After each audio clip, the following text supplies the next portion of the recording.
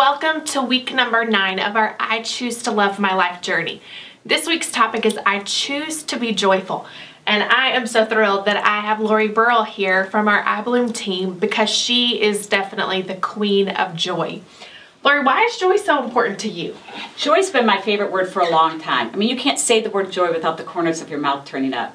If you ever come to my house, there are joy things all over the place. People give me joy plaques. My girls made me a joy pillow for my birthday last year. So it's just been my favorite word for a long time. Oh, that's so great. Okay, so what is joy and what's the difference between joy and happiness? Well, joy is abiding with God, and happiness is based on feelings and circumstances. I feel happier when I have a good hair day.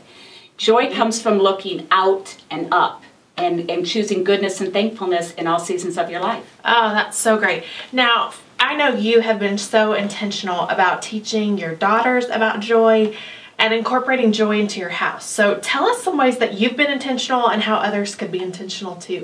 Well, my favorite way, and it started when my girls were 1 and 3, is we do the happiest things at the dinner table. So every night we go around and everybody tells the happiest things or the things they're most grateful or thankful for.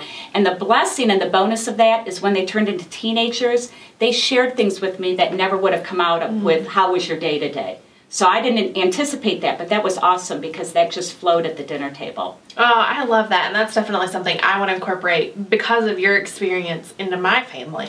All right, so what are some other ways?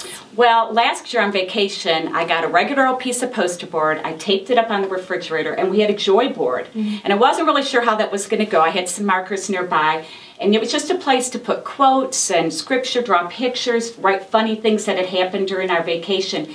And the girls really got into it. And it was an extended family vacation, so other family members were stopping by and everybody was invited to participate on the joy board. So, and the neat thing about that is I saved that. So not only was it something that during our vacation, I now have a memory that I can look back on and we can look back on.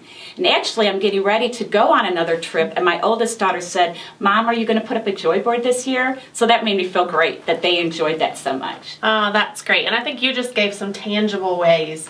All right, so what about when the joy doesn't go as you plan? Or we do something, try to do something intentional, which you know I'm all about being intentional, but sometimes it doesn't go right. So I know you have a story of a time it didn't go so right. I get so excited. I read in a magazine about a joy stocking. And you know, stockings now are beautiful. They can match any decor. They're just not red and green. So I found a stocking that matched my house.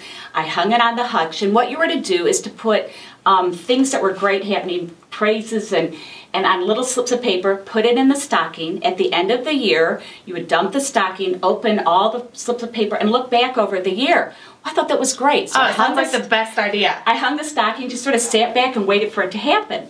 So about a month into it, I was having my coffee one morning, and I just kind of glanced at the stocking. I thought, it should be more full. I mean, I was putting in praises and happy things that were happening, but there were 4 of us in the family. So I think you can tell where this is going.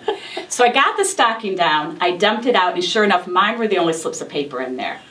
That night at dinner, I shared with the family what's going on, and my girls were in high school, and they just said, "Mom," they just weren't into this time. So I guess what I want to say to all of you parents that want to try things like this, don't let a flop keep you. Try and try again. Some things are not going to go with your family or they're not going to participate. And don't feel bad. Just try something else. No, that's great. All right, so just leave you with this. Be sure to leave a comment below sharing one thing that you're choosing to be joyful over this week. And then also talk about how you can be intentional about incorporating joy into your life. And the challenge this week in our I Choose to Love My Life book is to create your own joy board. So we'd love to see pictures. Go over to our iBloom Facebook page and share your pictures with us so we can all celebrate together. Thanks and have a great week.